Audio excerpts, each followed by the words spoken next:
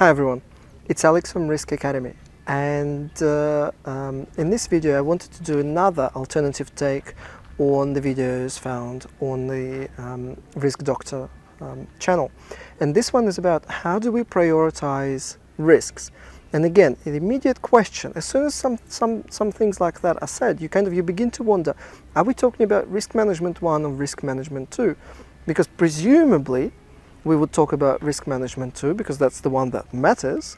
And if we're talking about risk management 2, the immediate question is, in response to how would we prioritize risk, is why would you? Why would you ever bother to prioritize risk? It's not a thing. Because only in risk management 1, the objective is to prioritize risk so we can better manage the risks that are important. Now that of course is nonsense in risk management 2 because it's not about risks. Risks are side product to make a better decision.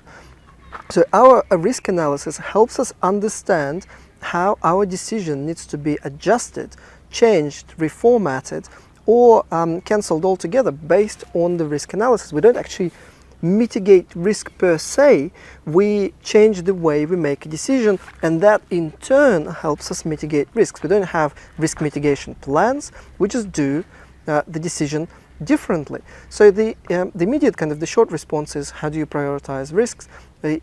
Well, I can't really think of a scenario where you would actually need to prioritize risks in risk management 2.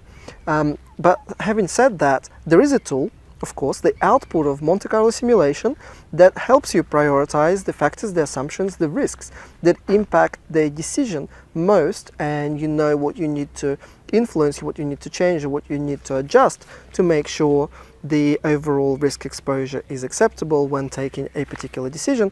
And that diagram, that output, is of course called tornado diagram.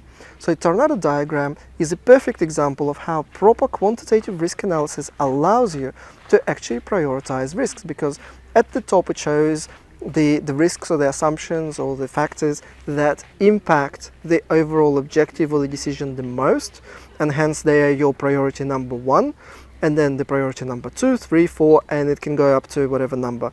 It can prioritize every single risk that you model theoretically, but usually we just have a look at the top 10 or top 20 to see how do we change the decision, or where our effort would be best spent to adjust the overall risk exposure for that decision. Now that's how you prioritize risk in the traditional sense. But I'm interested in hearing your thoughts. Do share underneath this video, and don't forget to subscribe to the Risk Academy channel on YouTube.